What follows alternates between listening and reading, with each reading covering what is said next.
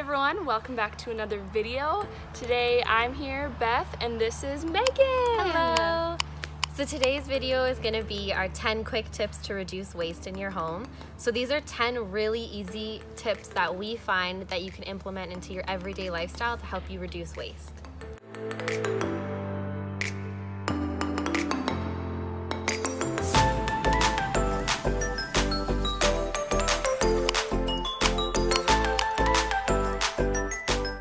So the first 4 tips we're going to share with you are all ways to reduce single-use items.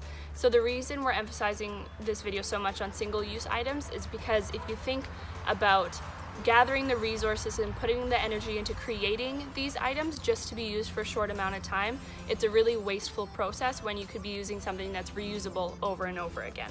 So one disclaimer before we get into the video is that we don't want anyone to feel intimidated by the term zero waste. We just want to put some ideas out there for you guys to see what zero waste can look like in your daily life and do whatever feels comfortable and what feels right for you. So tip number 1 is going to be investing in a reusable shopping bag from your local grocery store or any type of retail store typically sells them. One interesting tip about reusable bags is that one bag is equivalent to 700 single-use plastic bags. The best way to remember to actually use them now that you've bought them is keeping them in the trunk of your car. If you have them in the trunk of your car, even if you went out and didn't expect to get groceries, if you're in your car, you have them with you already. And if you have a bag that can fold up into a small little pouch, small enough to fit into your purse, then that's an awesome way to always have one with you. If it's in your purse and you didn't even expect to go shopping, you have one there with you to use.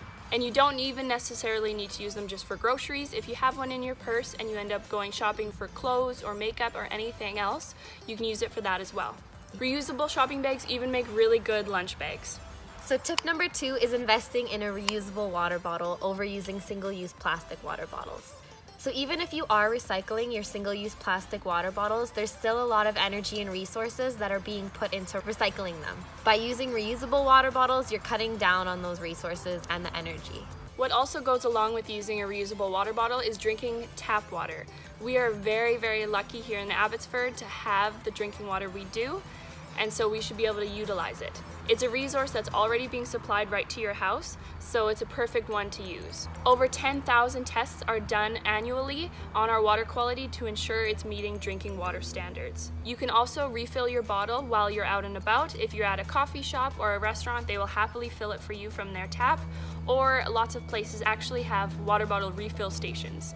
So tip number 3 is going to be avoiding straws or investing in reusable straws, such as these 3 examples right here. A couple of really easy ways to avoid straws would be when you're at a restaurant, ask for no straw with your drinks. Another easy way to do this is when you're going to a fast food restaurant or a coffee shop.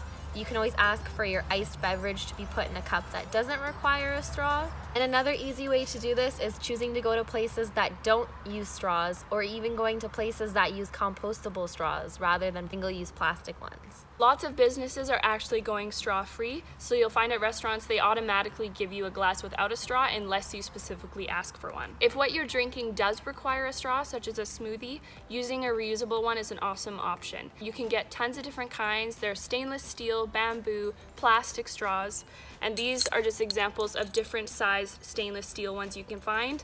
Ones with a bend, one straight, or a really thick one for smoothies. You can find them at lots of different retailers and definitely online.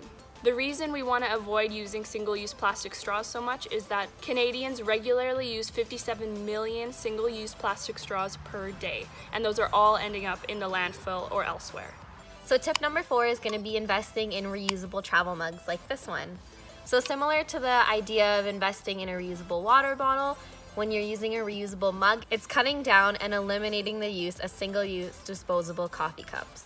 The best way to remember to do this is to either keep a travel mug in your car or your backpack or your office for the instance you go for coffee where you didn't expect to, or bring one with you if you know you're planning on getting coffee later that day. It will also keep your coffee warmer longer, and lots of coffee shops actually give you a mug discount for bringing in your own reusable travel mug. So tip number 5 is packing zero waste lunches. So one easy way to do this is to pack cutlery from home rather than using single-use plastic cutlery. That would end up in the garbage. Another easy way to do this is investing in reusable containers like this one rather than using saran wrap or baggies. You can actually find replacements for single-use plastic baggies or saran wrap now as well. These are an example of a reusable baggie that has a zipper, and so you can seal your snacks in here. This can be washed and reused over and over again. Or for a replacement for saran wrap or tinfoil, you can use beeswax wrap to wrap up your items. You can find them at different farmers markets or other retailers, and definitely online as well. Or you can make your own. So tip number 6 is going to be to go paperless. So a couple of easy ways to do this are getting your bills sent to you online, sending out party invitations through Evites, and for my fellow students, it would be taking notes on your laptop or computer rather than hand printing them out. Another thing that you can do as well for the students out there is asking your professors if you can submit your assignments electronically rather than printing and wasting paper. If you have to print your lecture notes, I would suggest printing them double-sided and with multiple slides per page to reduce the amount of paper you have to use. So tip number 7 is going to be to buy local. So locally made and grown products don't need to be shipped long distances, and they typically have less packaging than store-bought items. By shopping locally, you're also supporting family-run local businesses within your community. So tip number 8 is to buy secondhand. So a few really easy ways to do this is checking out your local thrift stores, consignment stores, or even online bidding websites. Buying secondhand prolongs the lifespan of that item and prevents the use of resources to create new items. This could also save you a lot of money as well. Tip number 9 is to donate your gently used items. It extends the lifespan of furniture, clothing, and gently used other items. Donating also benefits those in need. You can donate to specific charities that you are interested in. Some charities even will come and pick up items from your house if you arrange it with them. This could include clothing, furniture, toys, and lots of different items. So our 10th and final tip is to upcycle and repurpose your items. This would be finding new purposes for items that would normally be disposed of. An example of this would be taking old tins and using them for storage instead, or even using old clothes as rags. It is becoming more and more popular to buy secondhand furniture and repurpose it to make it something new. There are tons of DIY projects you can find online and tons of resources for upcycling different items. Alright, so there you have it. Those are our 10 quick tips to reduce waste at home. Be sure to stay tuned for further videos where we are going to be doing different holiday-themed upcycling and DIY projects that help reduce waste. So thank you for taking the time out to watch our video and learn about the ways that you can reduce your waste at home. Comment down below and let us know what you do to reduce waste at home. And Beth and I sincerely want to thank all of those who are making such an active effort to reduce waste in their lives. Even starting small is an awesome place to start. After a while, these changes become a habit, and then you're reducing waste every day. It's said really well in the quote, "We don't need millions of people doing zero waste perfectly, we need millions of people doing it imperfectly."